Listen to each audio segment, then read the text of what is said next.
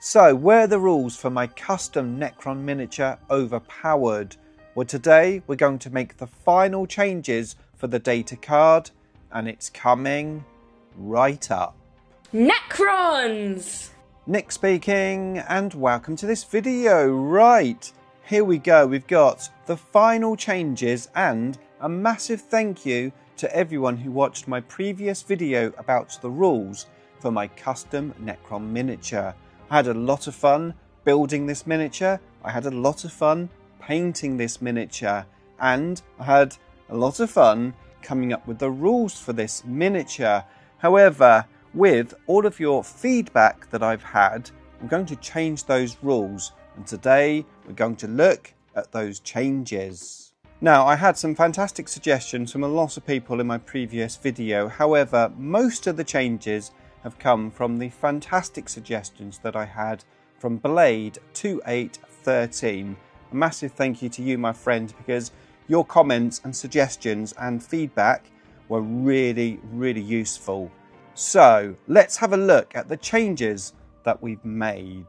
Okay, so this is the original data card, and rather than being overpowered, actually most of you thought that he was underpowered for the points.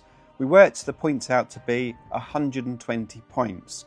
If you want to find out how I worked out the points of this particular model, then of course check out the original video, which will be linked at the end of this one. Now, I had quite a few comments suggesting that this model should actually be OC2 rather than OC1. It matches the other characters in the army a little bit more. The reason why I went with OC1 was to keep the points cost down for the unit.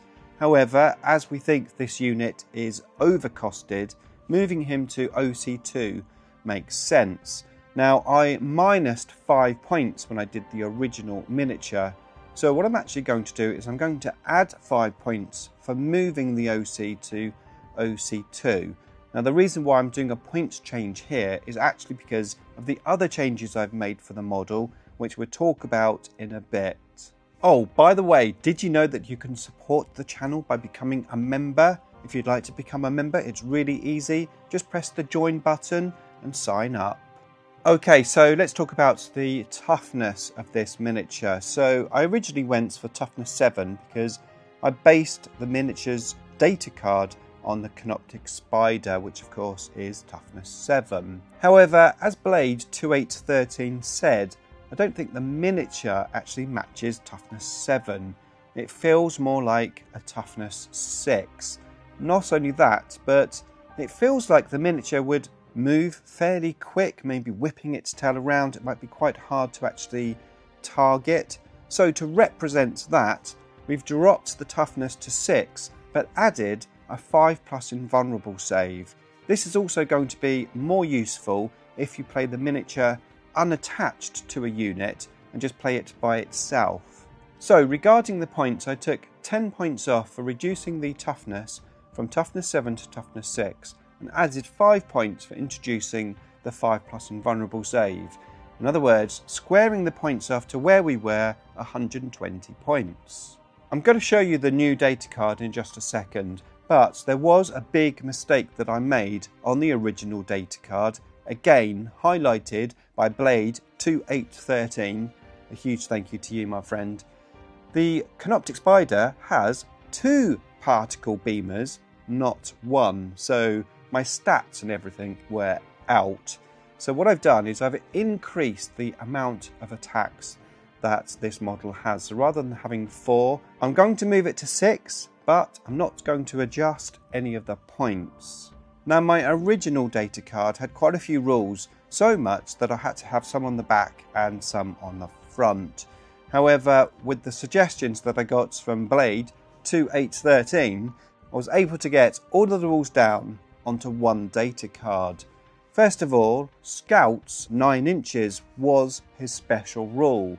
Now, of course, Scouts only works if the whole unit has it. So if he was leading the units I wanted him to lead, Scarabs, Wraiths and Spiders, Scouts wouldn't work anyway. So I didn't really need all the extra writing for that. So that was a lot of writing reduced from the data card. Now, on the subject of leading units, I also had a comment where someone said it would be great if this model could lead all Canoptic units. In that way, it could lead legend units.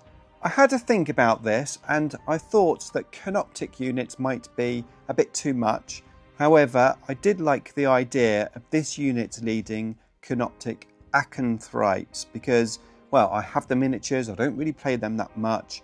Obviously, it's a Legends unit, and of course, if I'm playing a custom miniature, it doesn't really matter if I'm playing Legends units anyway, it's all for fun. So I really liked the idea of him leading Acanthrites. But of course, Canoptic Acanthrites have the special ability of Infiltrators. So I decided to change the Scouts 9 inches to Infiltrators. So when I'm with the Canoptic Acanthrites, I can obviously infiltrate with them. But not only that, I've also given the unit Stealth. Stealth, of course, is at range only, -1 to hit for your opponent when shooting. And I think this will help the miniature if you are playing him by himself. You can obviously infiltrate him, and then you've got the -1 to hit, but it's not in close combat, so not too powerful. And I think this helps bring the rules up to the points level that we're at. So I gave him Infiltrators and Stealth. Okay, so next it's just a change of the wording. Again, this is from Blade 2813. He thought that the Displacer Power Matrix Shield was too sort of defensive sounding for the rule that it has, which of course is +1 OC to the unit that it joins. So we've changed that to the Displacer Power Matrix Link.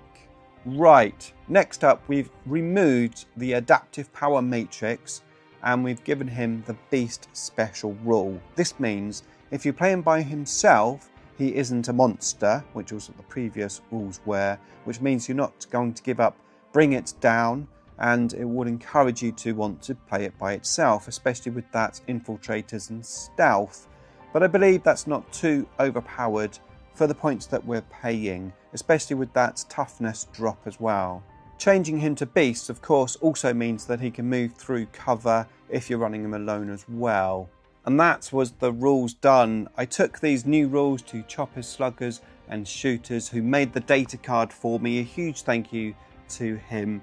He not only made me a new data card with all of the rules on one page, he made me a brand new cool looking back for the data card. And again, I've printed these out, I've laminated them, and I'm all ready to play a game with this miniature. I want to play lots of games with this miniature because I want to play him by himself and I want to play him leading the 4 units that he can lead. It's going to be a lot of fun. In the meantime, here's a video of me building the miniature, here's a video of me painting the miniature, and here's the video I talked about where I came up with the initial rules for this miniature.